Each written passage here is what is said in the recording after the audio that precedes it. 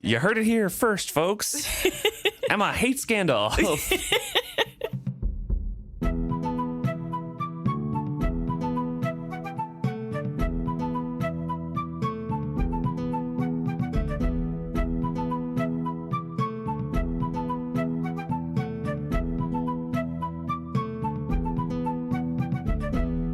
Welcome back to another episode of Is Fitz Happy? I'm Luke. And I'm Emma. And this week we're discussing Chapter 37, Feeding the Dragon. The beginning of this chapter is talking about the siege of Buckkeep Castle and the progression of the war itself. Right. This is what's happening while Fitz is here helping Verity back in Buckkeep. Get another update here, and it's midsummer.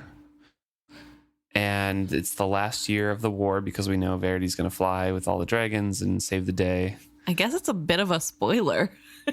Right. Yeah, it says by midsummer of that final year, the Six Duchies situation had become desperate. Well, I guess it says that final year, so right. We don't necessarily know that it's going to be saved. I suppose. And I guess with the way it ends, potentially they get taken over completely, so. Right, so the Buckkeep Castle had been avoided for a while, and it had not been under attack directly. However, midsummer, all of a sudden, after a few weeks of quiet, and with all of the villages and islands surrounding it already being taken over, they attacked Buckkeep. They had spent most of the spring keeping ships from leaving or coming in. Yep, there's a blockade on trade. Yeah, so they were already weakened by the fact that they had no trade, no food or goods to help in this process. They attacked Buckkeep town, and it's estimated about a third of the people who live there were able to make their way up the hill to Buckkeep itself. Only 1/4 of the town's residents were able to flee up the steep hills. So that means 3/4 of the population are dead or forged. Yes, and Lord Bright, who is, I believe, Regal's cousin or nephew, yeah, who is in charge of Buckkeep. He moved all of the engines of war that guarded the entrance to the river back to Buckkeep itself to defend Buckkeep, but that left the river unprotected and let the raiders go into the Six Duchies and into the heart. This is something that we had talked about before because Verity and Fitz and Chade and all of those had discussions around this and why Buckkeep was so important. It's because it guarded the entrance to the river and the heart of the Six Duchies itself. Right. And now with the river left unguarded, the lords of Pharaoh and Tilth are realizing the reality of the war that's been happening for the past several years. Yep, especially with Regal bringing pretty much all the troops over to Blue Lake and the Mountain Kingdom War, or shuffling there. It's basically their own keep guards only that are guarding them. So situation is pretty dire for all of the Six Duchies at this point. Right. And it kind of feels like too late to help. Because, I mean, when you're just reading this and you don't know what's about to happen, like it would take a miracle to solve this problem now because they've gotten to the heart of the Six Duchies. Yeah. Every single person is being affected. It does make comments about how the people that were from the inner duchies in general who had been able to ignore the war could no longer do so. Right. Because now it's on their doorstep. Their towns are being burnt down. They're being forged. And so it's like much more real. This chapter in general is pretty much a downer. Yeah, it's a little dark. Yeah, right away I can say that Fitz is not happy at the end of it. Yeah, distinctly not happy. But Fitz makes his way out of the pillar, preceding Verity, and there's a bunch of people surrounding it, all kind of frantic and worried. And immediately he gets basically assaulted by Night Eyes. I would say tackled. Well, I was gonna say assaulted because like the mental assault of I made her listen to me and made her convince Verity that you needed help and all this sort of thing. He's very proud of himself while being also tackled and jumped on by a very proud and happy Night Eyes that I made it work. I communicated with Ketchikan. Right. And he is pushed by Night Eyes into Verity, who's also stepping through the stone, who then has to casually fall around him because he has his arms covered in silver, so he can't touch Fitz to move him. But Verity is reinvigorated by this encounter from the previous chapter. One, he had that encounter with the guard who is going to remain true, and he's going to warn everybody that, Verity's coming back and he's still alive. But also he comes through the pillar saying that he stirred a dragon, meaning Fitz. Not quite to waking, but I felt one stir. We may wake them all. We may yet wake them all. This was Verity laughing and shouting to the others these good tidings as he calmly stepped over us. So Verity felt, so there's a couple descriptions in the end of last chapter where there was quakes in skill that Fitz felt. And it was before Verity stepped through the pillar for the first one, at least. And I think the second one came as about when he stepped through. Right. And those Verity later describes are the stirrings of that stone dragon. But in the meantime, everyone's kind of gathered around looking at all of them stepping through and kind of wondering what's happening. The fool is looking weary. Yep. The fool is looking very wan and weary, and Ketchikan, ever a mirror to her king, smiled at his exultation. Starling looked at all of us with greedy minstrel eyes, memorizing every detail. And Kettle, her hands and arms silver to the elbow, knelt carefully beside me to ask, "Are you all right, Fitzchivalry?" I looked at her magic-coated arms and hands. "What have you done?" I asked her. "Only what was necessary. Verity took me to the river in the city. Now our work will proceed more swiftly. What happened to you?" I want to pause real quick there because she says, Verity took me to the river in the city. Mm-hmm. And again, I'm gonna stay on my point that I think the river is in Kelsingra. This could be any city. It could. It just all the clues around it, it just feels like that is the city that they're talking about. I think the only thing that I don't like about this is that it doesn't make sense. Where is this river at? There's no way that there would be no mention of it in the later trilogies if it was in Kelsingra somewhere.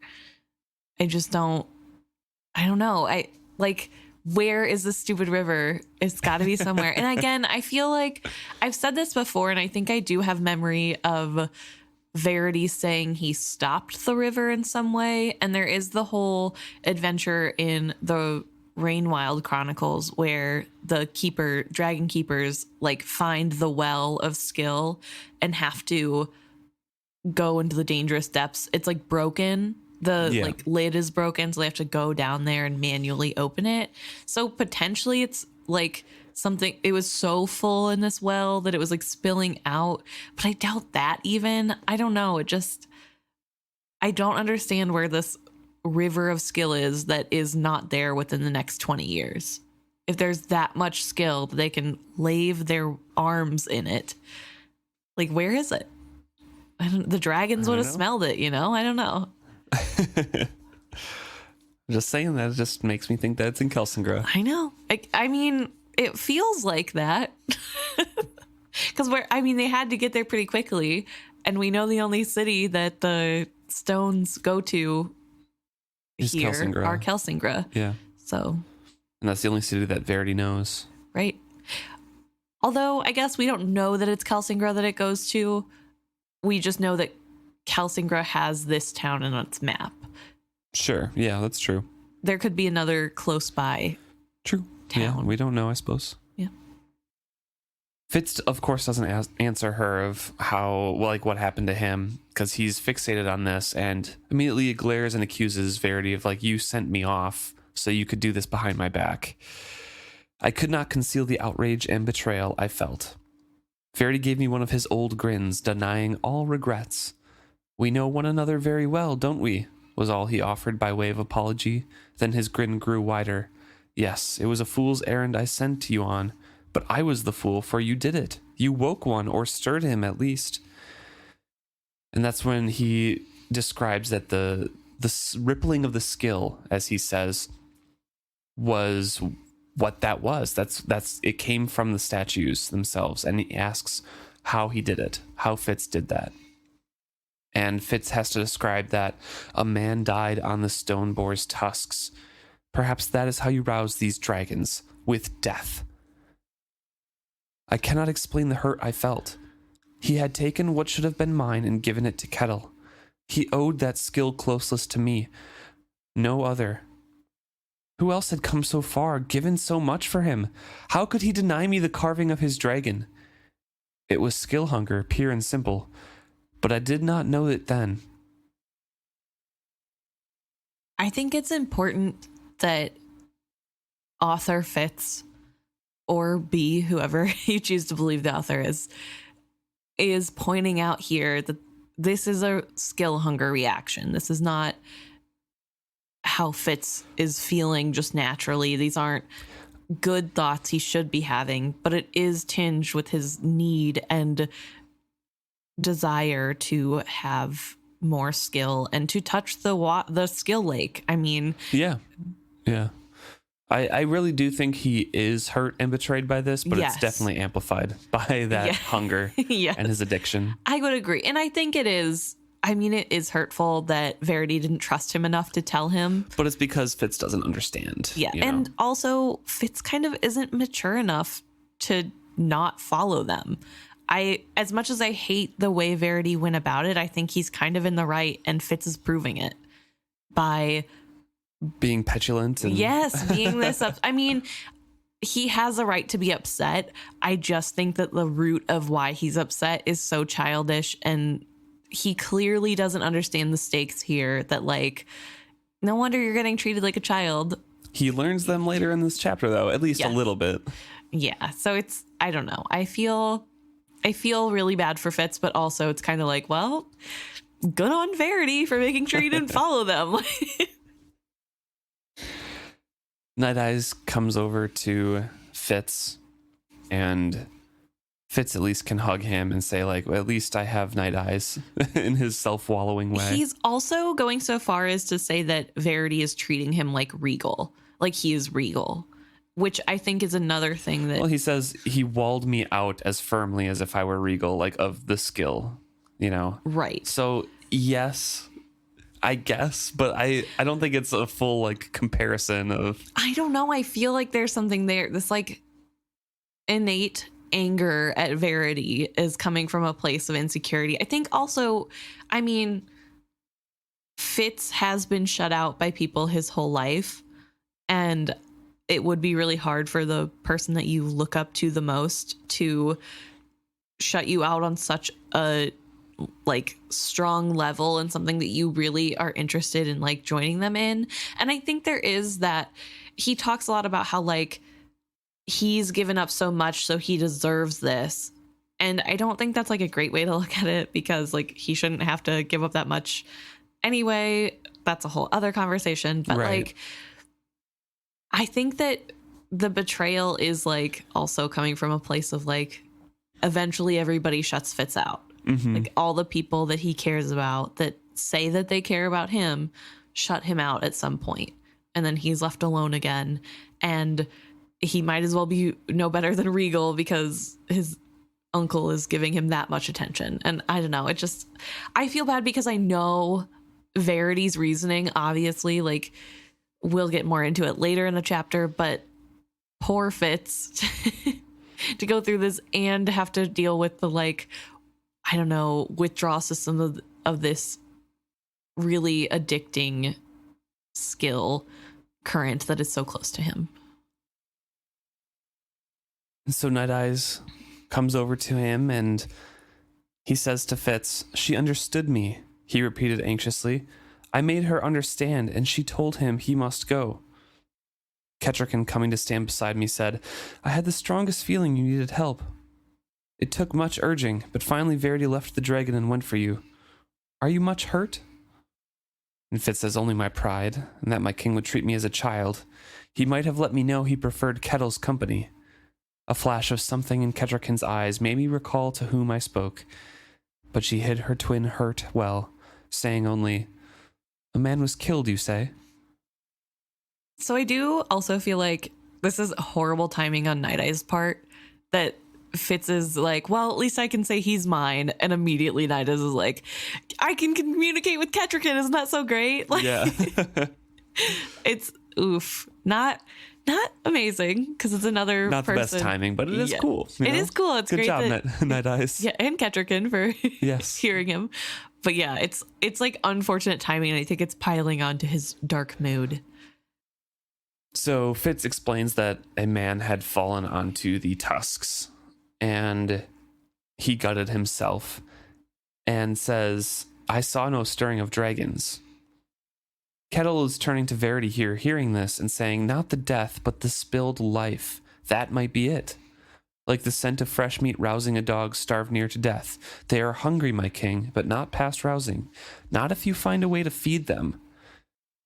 I like not the sound of that, I exclaimed.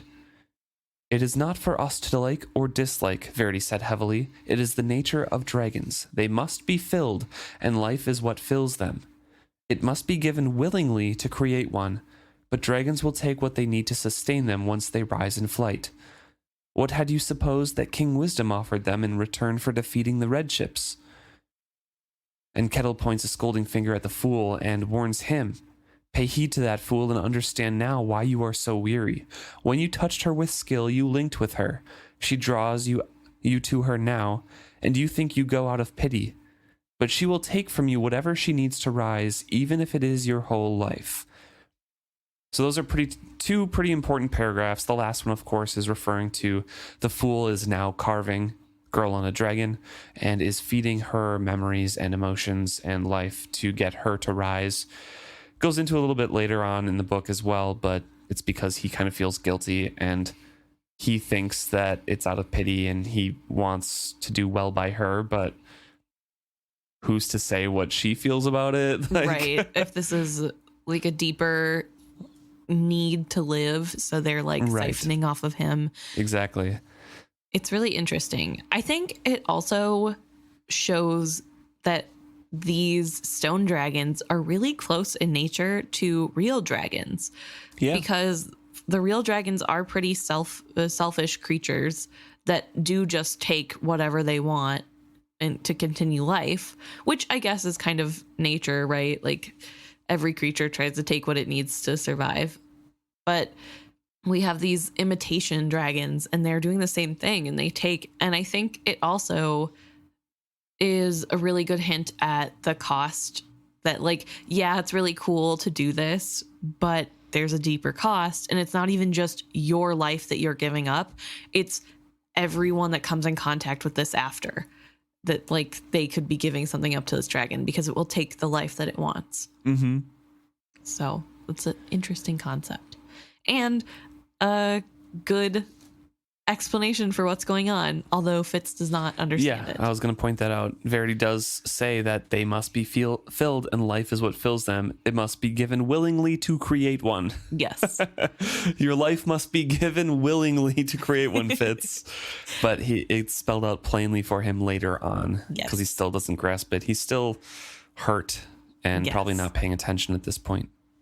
And I would also like to say that this is potentially why the making of the stone dragon by raw bread doesn't work, because it's not willingly given. Right. I mean, that's for all of the forging. Right.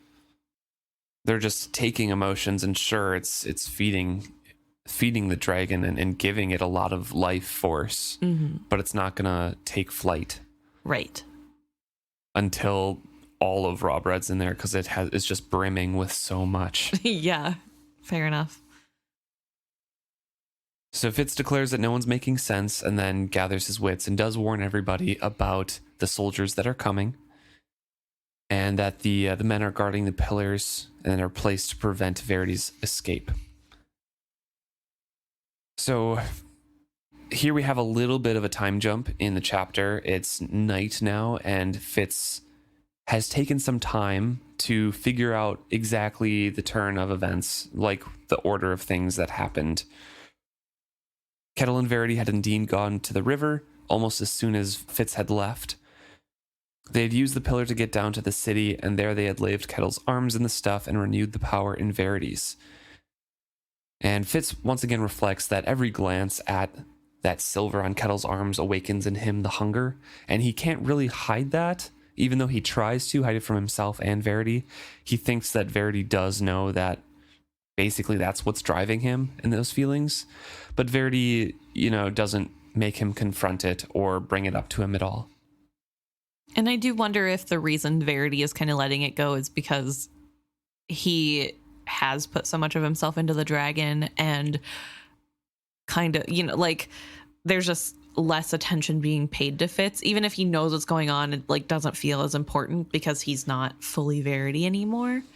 I don't know. I feel like that could potentially be a cause. But also, I guess Verity's pretty passive when it comes to helping Fitz figure things out. He waits until it becomes too annoying to ignore. Yeah. and then he helps or says something.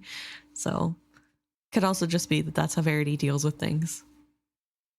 When Kettle and Verity were coming back through the pillar, they discovered the fool had been carving away a girl and a dragon. Of course, they were kind of mad at him as well for that. And the fool is insisting that he could feel the foot intact inside the stone because he's chipping away at the feet of the dragon. He felt certain that all she wished from him was that he chop the dragon free of that which mired it. He had been shaking with exhaustion when they found him.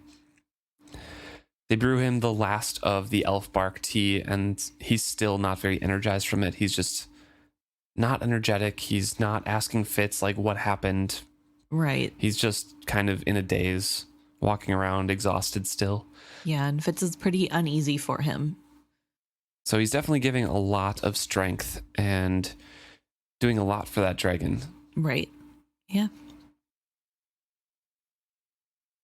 With the warning that Regal's men and the soldiers were coming, it stirs everybody to action. They kind of set up a watch a little bit. And Kettle and Verity found the Karis seeds that Fitz had. Technically, Starling found it. Yes, they were looking for more elf bark for the fool. Yes. And so Kettle makes it into a brewed stimulant drink, and then she and Verity take it together to heighten their speed at working on this dragon. Right. And the noise of their work had taken on a frightening tempo. So they're going fast. Yeah, going fast and all drugged up. So they're a dangerous combination. Well, they know time is limited now. Yeah.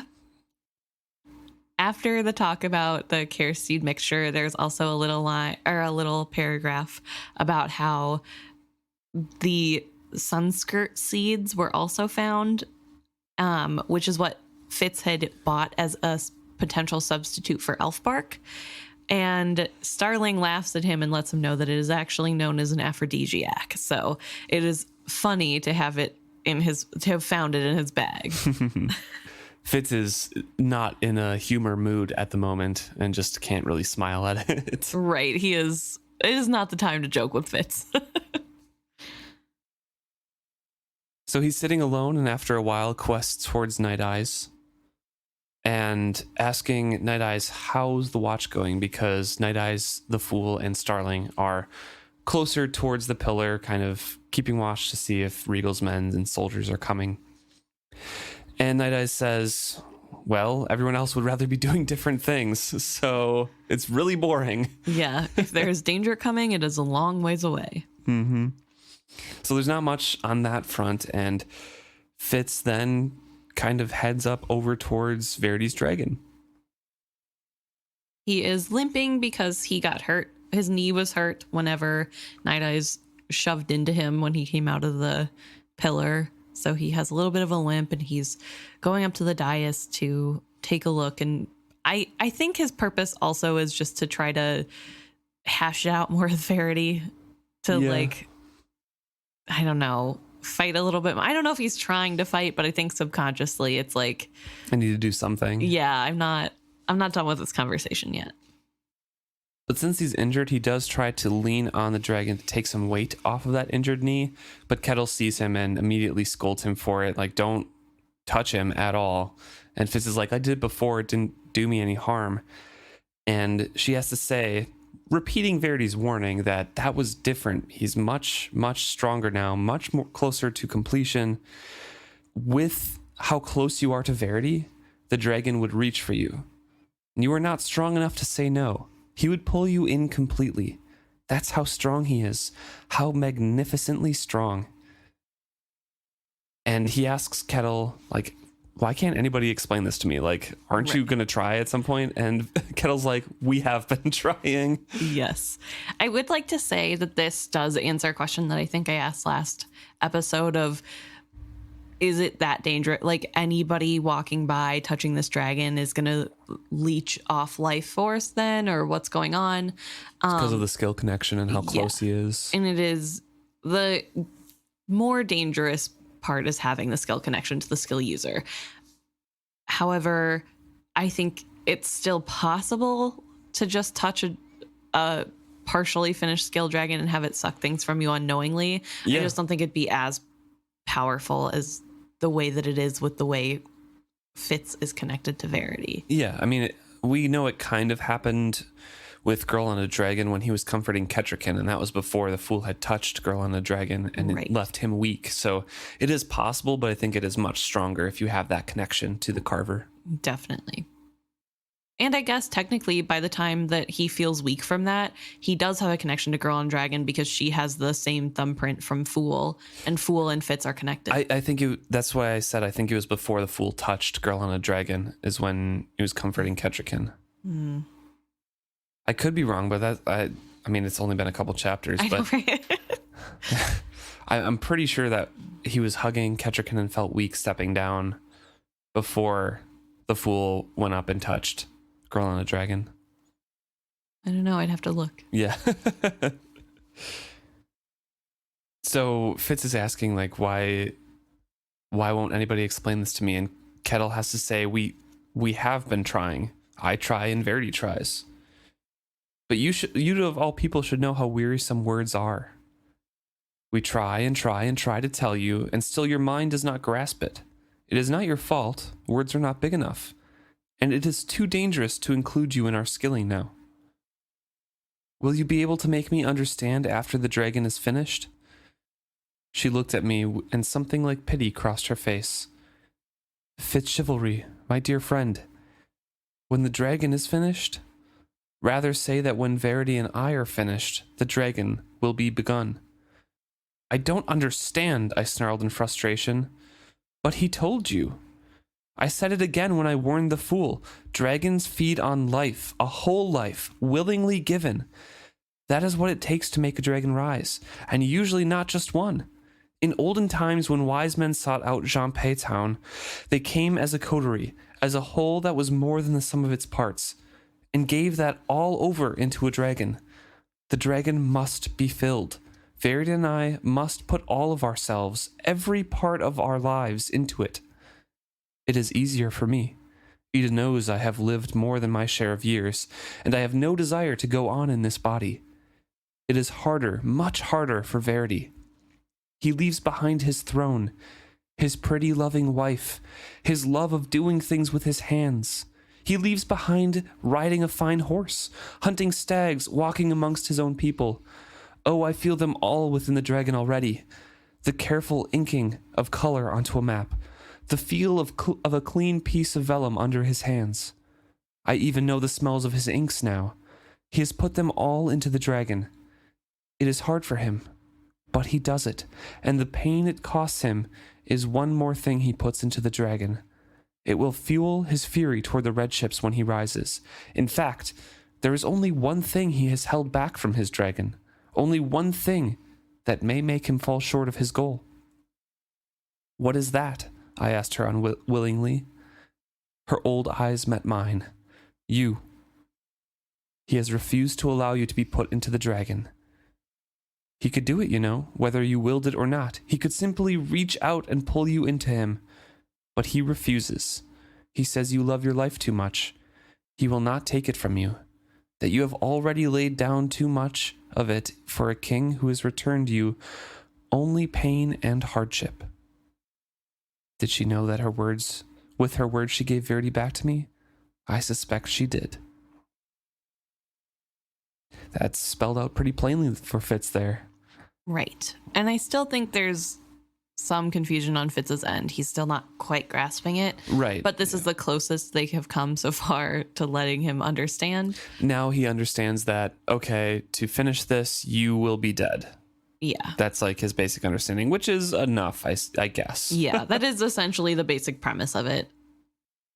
But I also think that this is a really important paragraph just because it reminds us, like, how much Verity is losing and what he is paying to make this dragon rise.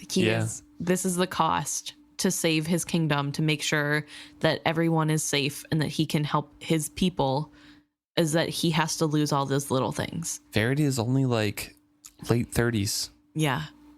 And it's so sad because you can tell that with Verity, there is such a love for life. I think that's pretty evident in the little things that he's describing. He has such pure enjoyment of the little things, and he's giving it all up, and he is stopping shy of his goal potentially because he refuses to make Fitz do the same. Yeah. And it's just really heartbreaking because I think one thing that gets kind of overlooked in this is how much Verity is sacrificing. And I know it's like really easy to talk about. It's like a throwaway, like, yeah, he's sacrificing things and it's noble, but it's a lot. Like every aspect that you have ever loved about life, and even the stuff that you don't, is gone. Like you just don't get it anymore. That's why it drives home what I had spoken about. Oh man, this was a long time ago. But if this were any other fantasy series, Verity would have been the protagonist. Yeah. And he would have been the hero here because, yeah, he's gone through some hardship, but he's the one on the hero's journey. Yeah. And, Fitz is the correct way to show this story. And I love these books, but if it was a traditional fantasy story, Verity is the point of view. He would be the one with the traditional hero's tale. Yeah. Because that sacrifice is insane. Yeah. And I do want to say that I think there's also room there to talk about how this is kind of also something that he was driven to, I guess, out of desperation, but also from his own skill hunger. Oh, yeah, definitely. Even if this wouldn't have happened, I can't see a reality where if Verity found out that this is something you could do with this skill, even if the Red Ship Raiders are taken care of long before this isn't something he wouldn't pursue later. Eventually, I feel like even 10 years from when he had left, I could see it happening just because of how much he had to use the skill and how addicted he was becoming. I just think that that's a level that you wouldn't really be able to recover from very easily. Yeah, definitely. So I think it is really impressive that he's able to come this far alone for the most part. And that also he is willing to do that for his people. It is still noble. I think even though there is obviously addiction tinging this, he still has to give up life, and not even in the easy way you could with the skill. Mm-hmm. He has to purposely take everything out. And I don't know. I think that's really sweet. And I think it's even more noble that he is keeping Fitz from that. I do find it a little, I don't want to say humorous because it's a little dark to say humorous, but like humorous that he's like, well, I can't do this to Fitz because Fitz loves his life, because I don't know that Fitz in this moment of time loves his life and wants to stay. I think this would have been the perfect opportunity for him to take a low blow and be like, well, Fitz has had it pretty bad, so I'll just take him. He'll thank me for it. And instead he's like, no, Fitz will grow from this and he's going to heal and he should still stay alive. And I think that's really big too. Yeah. Yeah. Because he does know Fitz really well, and he does know that Fitz is having a really hard time this past year, especially. But yeah, he's keeping Fitz away from that. So the love is there. Fitz immediately wants to talk to Verity after learning about all this. And Kettle has to stop him, call him back, and she says, 2 things I would have you know, painful as you may find them. And the first one is, your mother loved you. You say you cannot recall her. Actually, you cannot forgive her. But she is there with you in your memories. She was tall and fair, a mountain woman, and she loved you. It was not her choice to part from you. Fitz rejects that immediately and coldly asks, what's the second thing?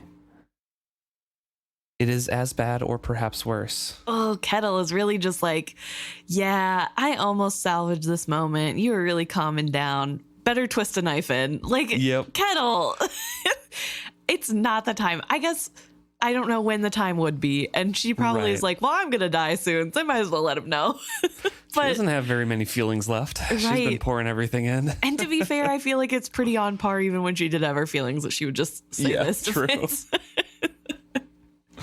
The second thing that she warns is almost worse. Yeah.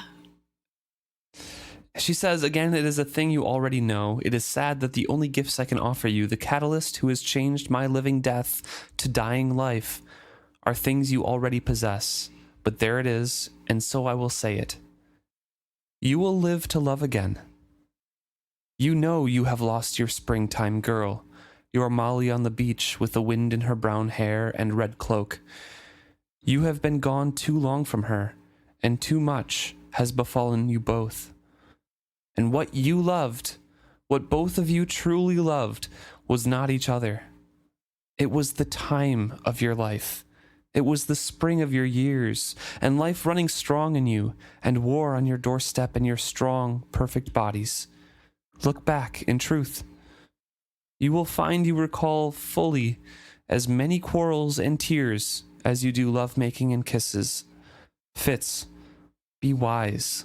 Let her go, and keep those memories intact. Save what you can of her, and let her keep what she can of the wild and daring boy she loved, because both he and that merry little miss are no more than memories anymore. No more than memories. Fitz has a even more violent reaction to this. Yes. Screaming, "You are wrong." I will say, so the reason that we kind of skipped over that Kettle is having this insight is that they were so closely linked. Yeah, when Fitz was whenever- unlocking her skill. Yes. And as it has been mentioned before in the skill, you can't touch someone that closely and not give of yourself to. So as much as he knows Kettle, she knows of him. And that's how she knows all of this and how she's able as a third party to look back and say, like, listen, these things are obviously hindering you. You do remember your mother. Yeah. You just purposely locked her away and can't forgive her.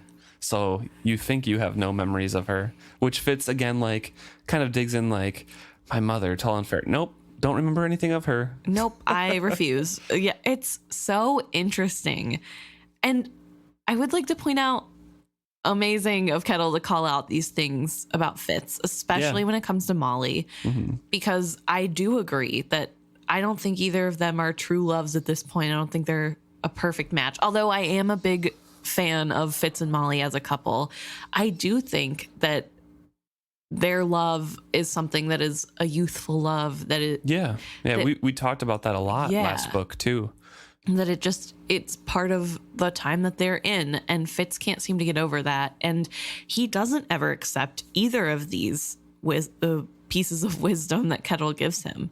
This is something I think eventually he does somewhat recall his mother, and that's why we learn, like, we connect Keppet to the woman who called Keppet in the market. He remembers, like, somebody calling the name Keppet to him and things like that. Well, he remembered that this series.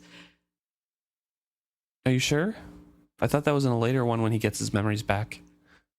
We had a whole conversation. It's in the first book. No, I know the woman calls the name in the market, but Right. when the readers figure out that connection that she is his mother is I because of that later scene when he gets his memories back and is like, I recall a tall, fair woman saying Keppet.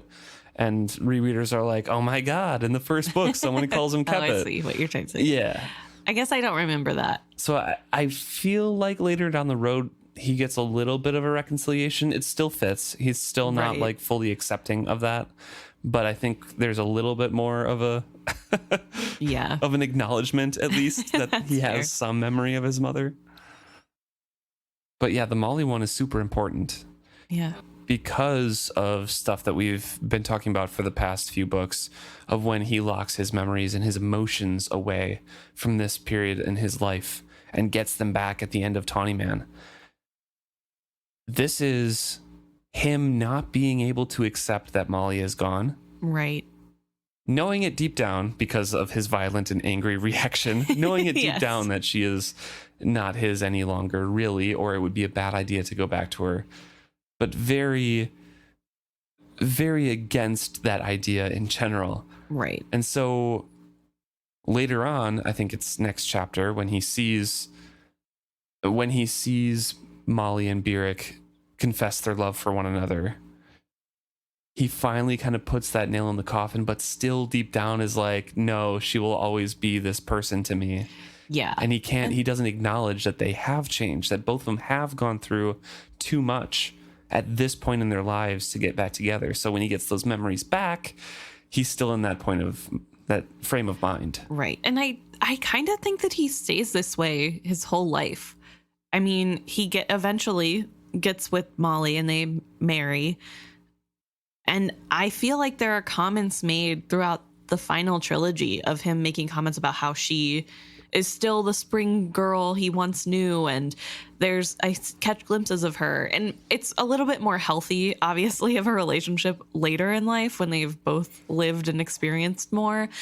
But I think there's still this thing that Fitz does where he puts people on pedestals. Oh, 100%. That's still Especially people he loves. a Yeah. running theme, yeah. And I don't know. I just don't know how he could ever overcome that. I guess he can't because he's a book character and that is part of his Achilles heel. But He's dirtying the clean wild wolf that is his companion with his human thoughts. right. Ugh. Oh, Fitz. I do feel really bad for him though. And I do think it is a really human thing for when a relationship, you don't want a relationship to be over, but it just is. And there's no fixing it. And you want that person to still be the person that they were when you first knew them. And they're just not anymore. And you aren't that person either. And it's a really hard thing to come to grasp with. And I think especially in a setting where there's war and fighting and death and a fake death between you, that is just a really deep That's the gorge to cross. That's the only thing that you've been holding on to throughout all of those tribulations, and someone says you are deceiving yourself. Yeah. Like that's just something You're you're gonna be doing like, to no. make you feel better. Yeah. And to be fair, I feel like the way Fitz loved Molly was a way that was very selfish inherently, and that made him feel like he had a purpose. It made him feel like the provider or the strong one, even though that wasn't necessarily his role in Molly's eyes, probably. In some ways, I guess, but for the most part, it wasn't. That's just how he saw himself in that relationship.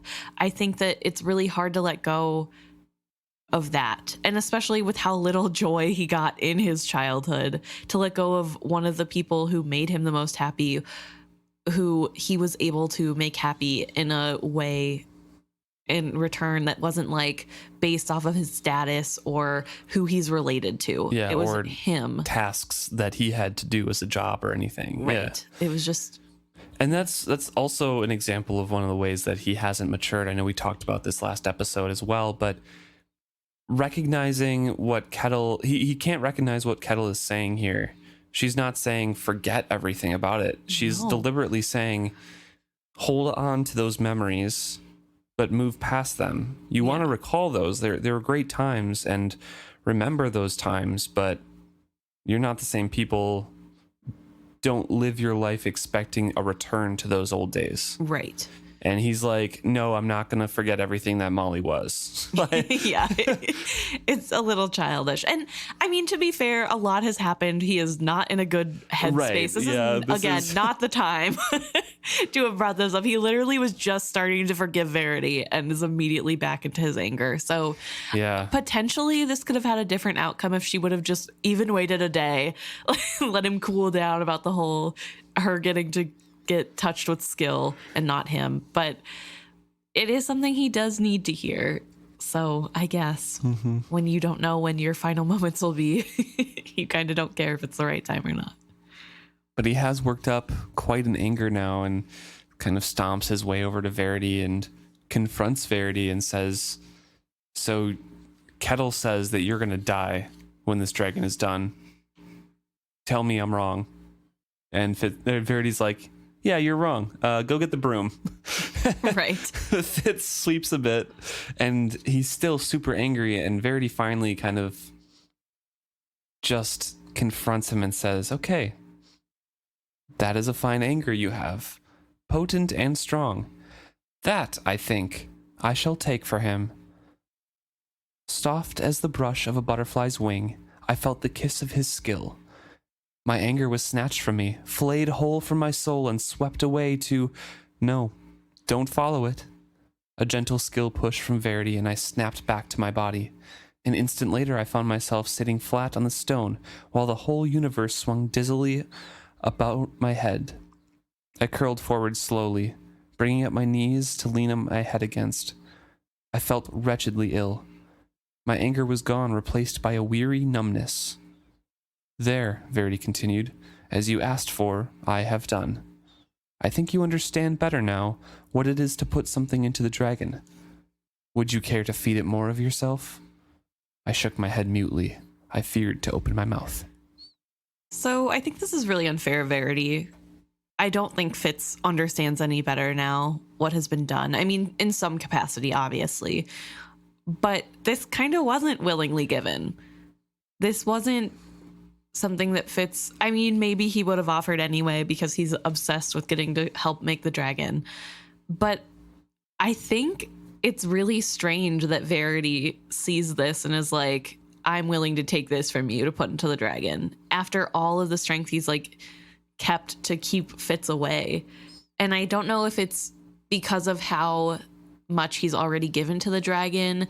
So he kind of doesn't realize the like negative effect. I mean, he knows the negative effects to some extent, but he's not fully thinking through the consequences or like what's going on here. It just feels so out of place. I honestly think it's just because he can't talk to Fitz like this and Fitz is going to do something stupid. So he's like, okay, we'll take your anger and then we'll talk it out. It's like sitting a timeout for a little bit, Fitz. Right. Yeah, I guess it just feels unfair. That anger isn't necessarily attached to a strong memory, right? Right. That's just the feeling he's having in that moment. Yeah. So I think, this is me putting my own logic on the book and it might not be right, but I feel like that's a little bit safer than being like, okay, give it all your memories of your mother. Right. I think it's really interesting that he takes this anger because it makes me question, does that mean that Fitz can never get angry ever again? No. Like, what? I don't understand what he's taking. You know what I mean? I guess Verity continuously is made sad by Fitz. So, and he keeps putting it in. So apparently you can refill feelings, but maybe he can't feel that anger in the same way anymore or something. I don't know. I just don't understand the logic of the taking. I feel like I don't know. I'm too pedantic with. I feel like you're taking, at least for me, you're trying to assign specific, very, very specific rules to magic that we don't know the generalities of at all. I guess that's fair. So it just doesn't, for me, it doesn't feel right to try to ascribe it to like, okay, so then what are the effects of your exact emotional makeup? And like what happens with this? I don't, these are just the questions I have when I read this. If you stub your toe and put that paint in, does it mean if you stub that exact toe in that same way, it doesn't happen? Like what's going on? Well, what are the implications? I don't understand. Cause like I guess I'm just looking at like Forged, which is one end of the spectrum, right? Where all of the humanity in them has been taken forcefully, but not to the point where they die, which also confuses me. Can you just like physically not kill somebody with it if they haven't willingly gone? But that's not true, because Rob Red does. Verity puts all of his emotions into it at the end of this chapter and is not consumed. Right. The dragon is at the end of this chapter. Spoiler alert. The dragon is complete and Kettle and Verity are still moving around. He just says that he's put everything into it except that which keeps his heart beating. Right. Which, to be fair, Kettle and Verity also do not act the way forged people do. I think it's because of the willing versus forced. There's like a more animalistic thing that happens to you if it's forced. Interesting. I don't know. That's my guess. At least. That's fair. Yeah. I think, but that's just, I think, where my confusion lies. And I'm somebody who likes. It could be the silver as well. Oh, yeah. That like just has a buffer or something like that. I don't know. Potential. I don't know either. I don't know. I think I'm looking at like forged people and then what's happening here and trying to decide the rules, because I like knowing the rules of things. And I like knowing the little details, but Robin Hobb is not really a little detail on the the workings of magics. So I think that's why I don't know. Because, okay, so for fantasy, there is two. Well, I mean, this is generalizing a little bit, but there are two kind of schools of writing for magic systems. One is hard magic and one is soft magic. Right. Soft magic is often described as Gandalf. As he shows up, he's a wizard, he makes a bright light, a flame of something, and it happens. You know, you don't really need to know it's the mystery, it's the magic. That's what this feels like to me. It's Robin Hobb. It's a little less defined. It has, you know, some soft edges to it where it kind of like spreads out nebulously and you don't really know where the edge is. You know, it's just kind of, it's there and you kind of have to believe that it's magic and it works. And then there's like hard magic, like Brandon Sanderson books, for example. He has very defined rules and creative ways to get around those rules or use those rules to solve problems in the magic system. And I feel like that might be more like what you're looking for is like, yeah, that's fair. Let's know what we're going for and then use it creatively to do things. So I know like, oh, that's clever how that works. Yeah, I guess. And it's fair to like, you can't expect everyone to be able to do this, especially it like closes you off to what's possible in the future. And especially, I think Robin Hobb knew that this would be a bigger series. I don't know when she knew. At this point, probably, or maybe like after this series was written. I don't know. But even if it was like a slim possibility, you wouldn't want to close off what's possible later. I don't know. I think I have a really bad habit of overly critiquing like loopholes in writing or like things that are missing. I don't know if that's a bad habit. It feels mean because like I'm not an author. I'm not putting all this time and energy and effort into making this. And I don't want to take away from that because it is amazing that this book even exists. I love this series, but like sometimes it makes me feel like that's lazy writing, and which is not nice. It's not fair, and I couldn't do this.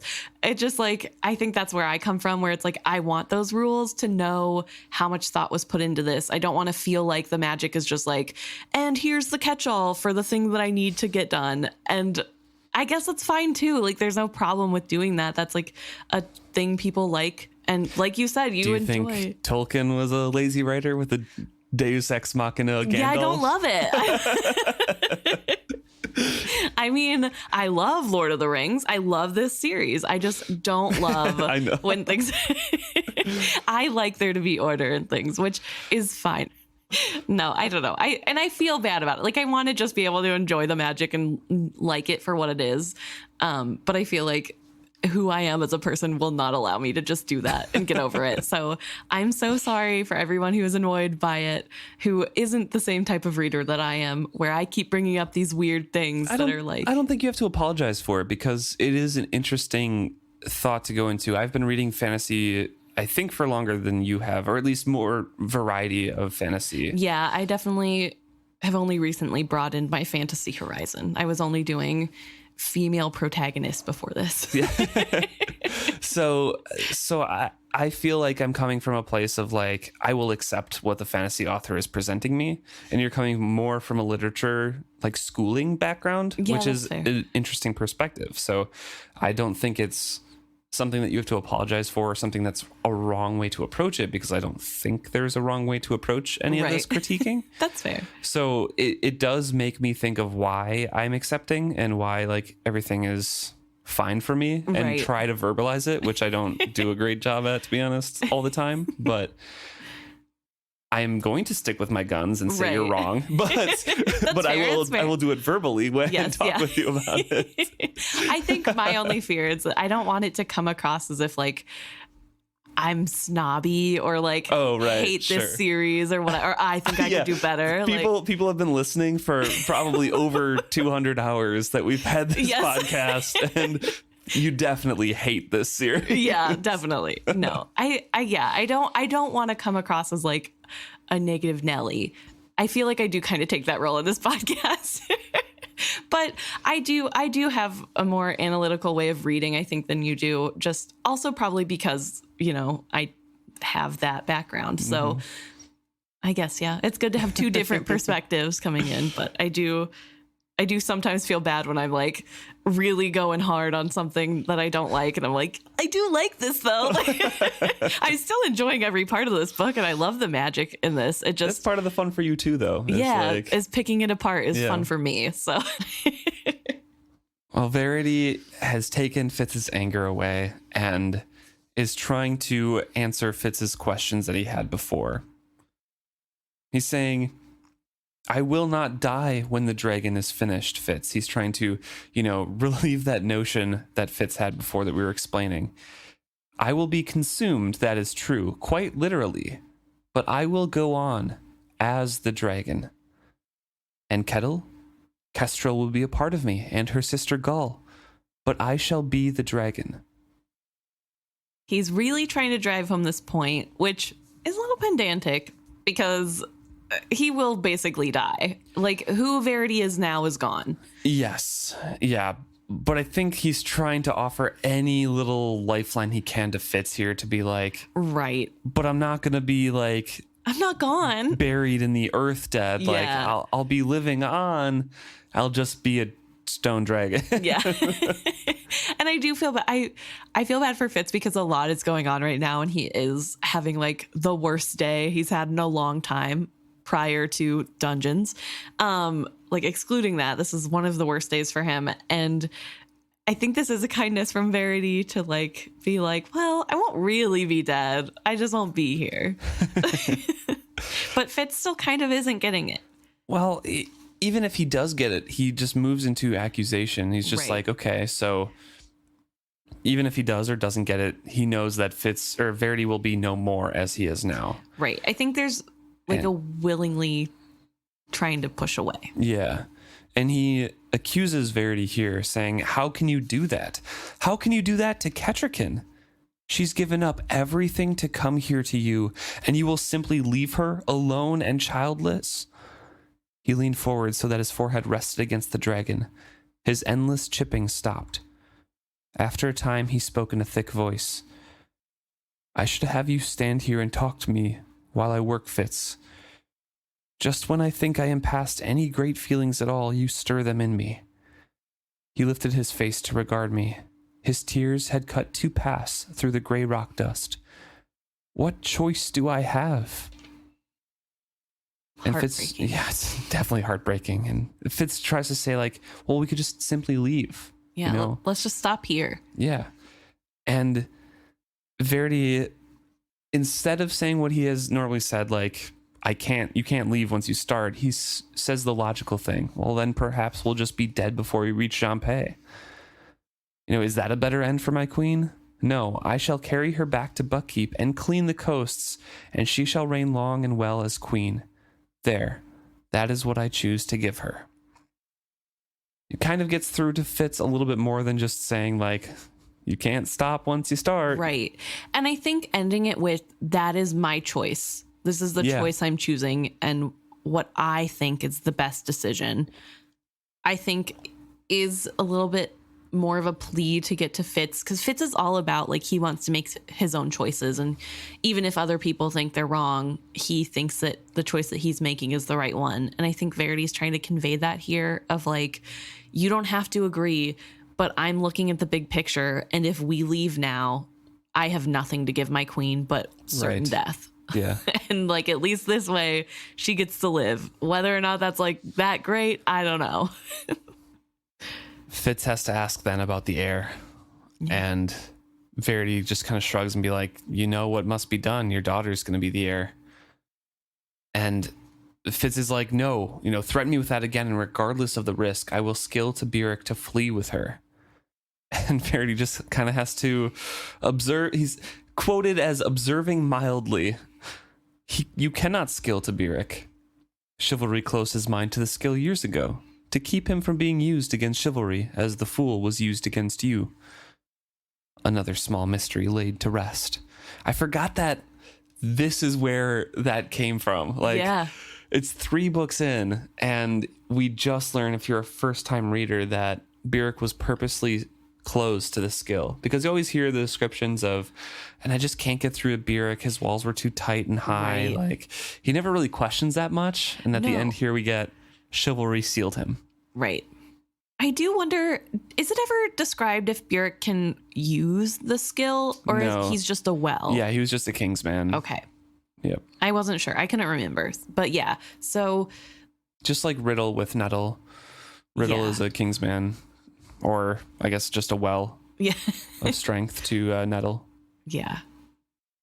But I think that would be so heartbreaking. Like, Fitz's big thing is he doesn't want to subject his child to the things that he had to deal with. Like, his life was horrible. Like, there were a lot of things that are horrible, and I think he can't see any future where somebody would want to be part of the royal line when everybody else around him is like, why wouldn't you want to be the princess? Right. And to be fair, she wouldn't have the same upbringing he did. She wouldn't be taught to be an assassin. She wouldn't be forced to kill people from a young age. She would be raised like a real heir. So she would get all the training. And yes, a lot of aspects of her life would be chosen for her. But I think Fitz cannot look at it abstractly like that. He can only see what happened to him. And that's like literal worst case scenario. And he thinks that's only case scenario. Yeah. Because she isn't a legitimate heir. He's not a legitimate heir, and he wasn't married to her mother. So she's also an illegitimate heir of an illegitimate heir. Yeah. Yeah. And yeah, I think that would be really scary. I can see where his fears come from, and he is so strongly against putting anyone else through what he has been through. And so with that fear inside of him, he offers a deal to Verity. He says, do not do this thing to me. Far better, I should be consumed in the dragon as well. I offer you that. Take my life and feed it to the dragon. I will give you anything you ask of me. But promise me that my daughter will not be sacrificed to the Farseer throne. I cannot make you that promise, he said heavily. If you bore any feelings at all for me anymore, I began, but he interrupted me. Cannot you understand?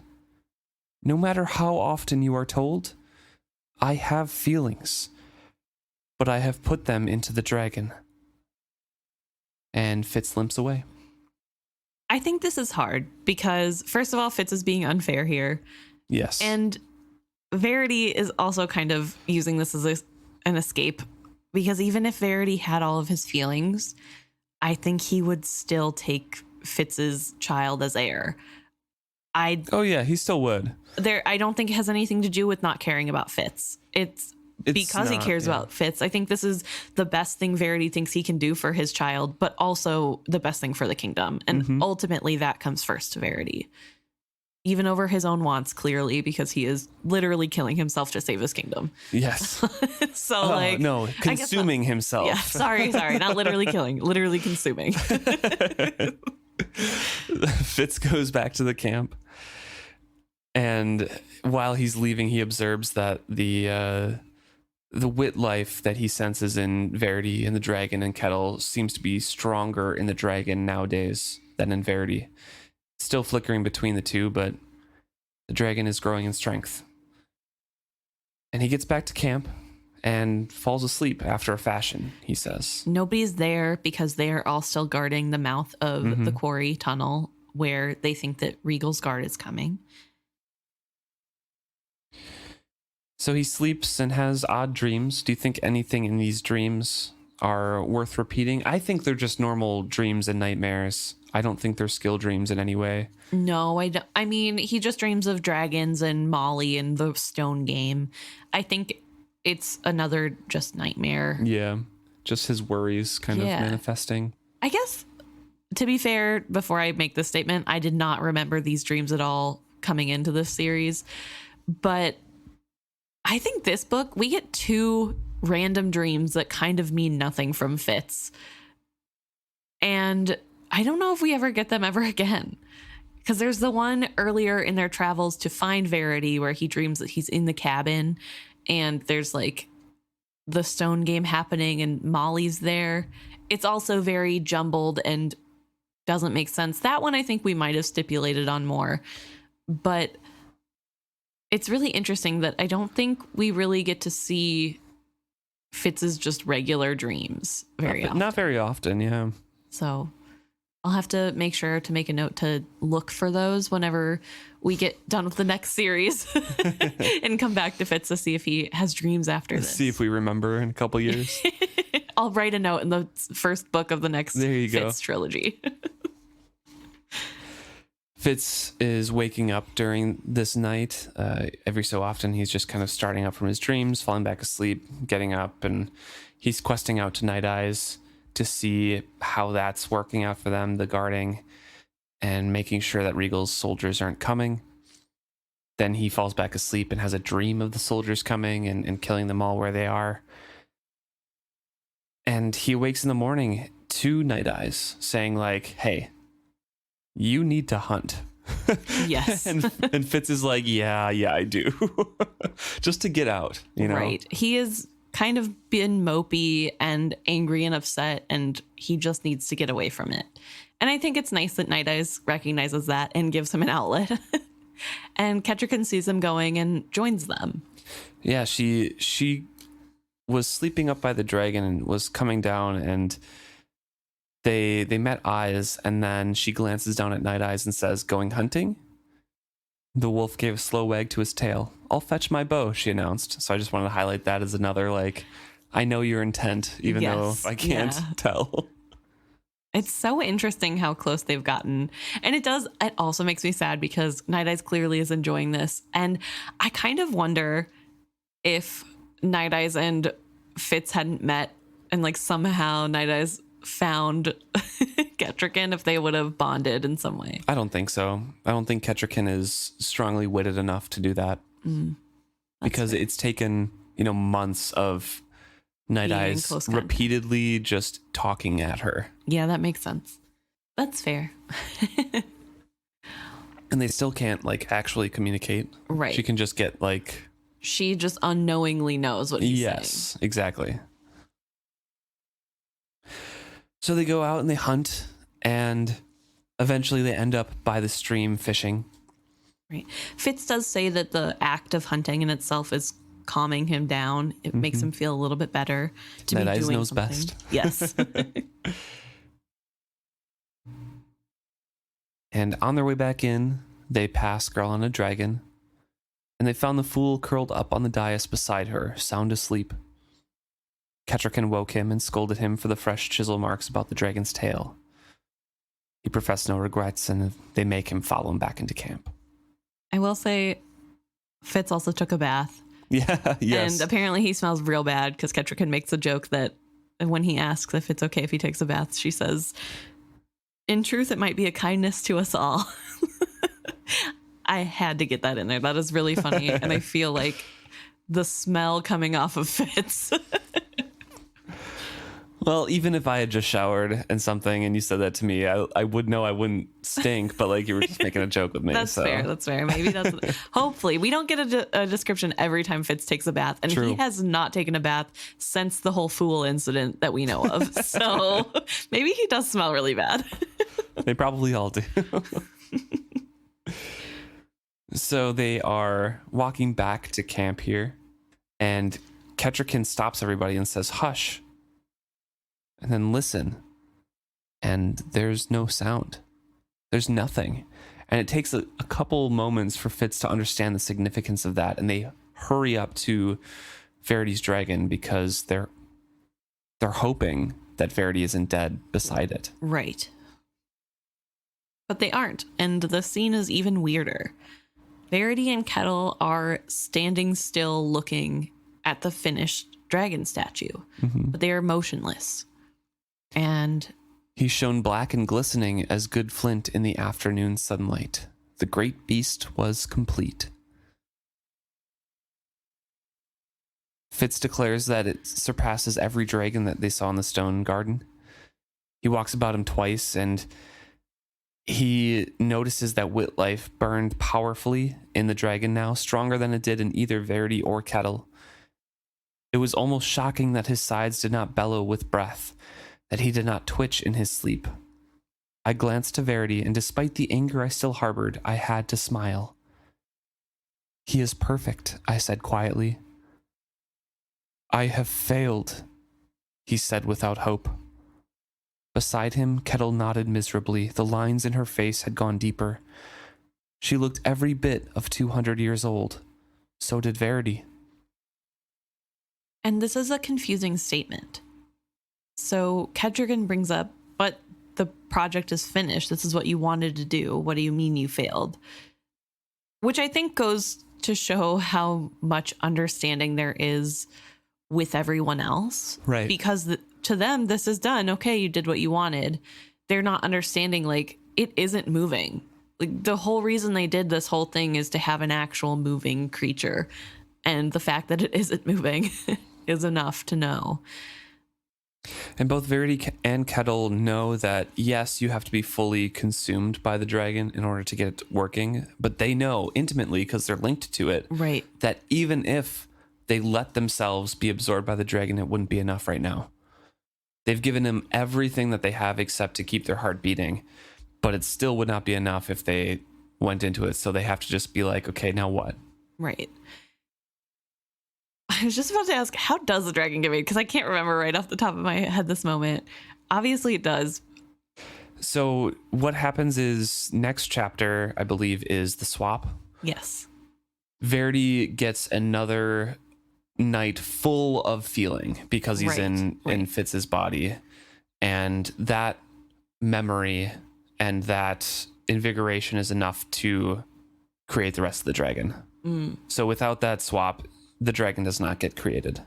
Or he takes all of Fitz. You know, that was like what Fitz is expecting, and that's like the swap that Robin Hobb does at the end. But interesting.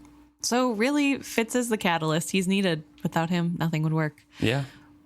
But I did find it very interesting because they are talking about how, like, you have to give your all to this dragon, and we have stopped short because we don't think it'll work. And I do wonder how many, I guess we would know if any other people had done that, had like finished the carving but stopped short. Although maybe if they had gone in, it would unfinish itself the way Girl on Dragons did. Maybe. Because I don't feel like you would put all of yourself in if you knew that the carving wasn't even done.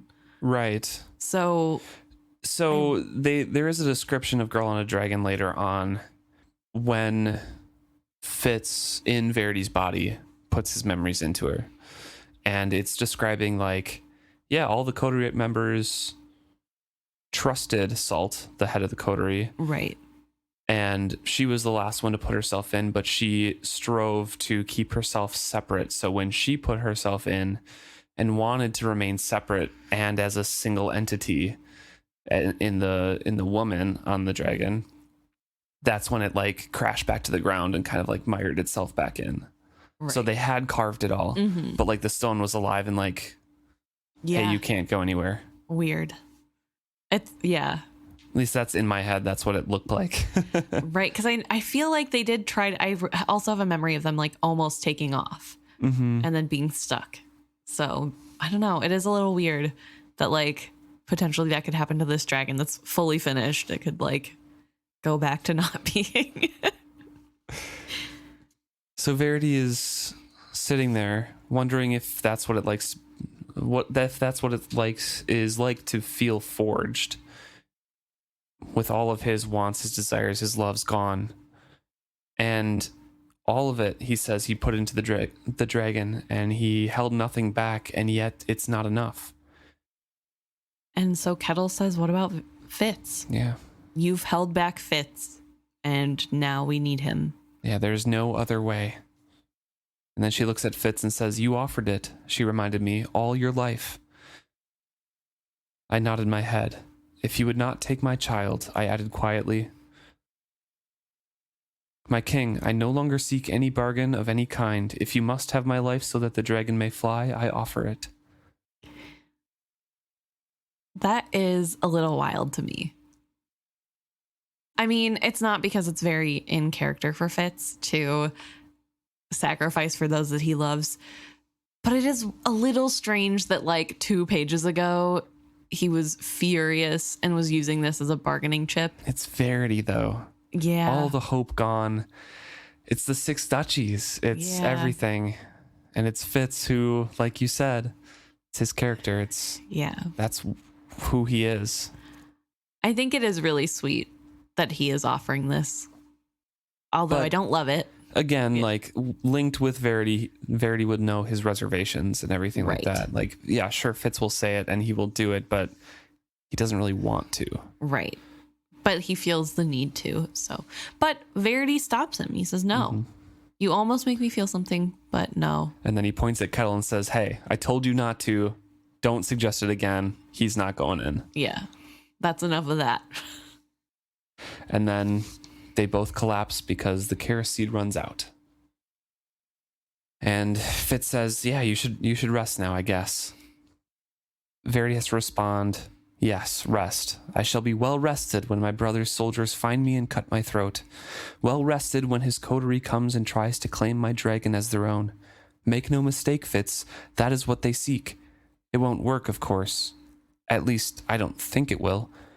His mind was wandering now. "Though it might," he said in the faintest of breaths. "They were skill-linked to me for a time. It might be enough that they could kill me and take him." He smiled a ghastly smile. "Regal as dragon. Do you think he will leave 2 stones of Buckkeep Castle atop each other?" And they lay down and fall asleep.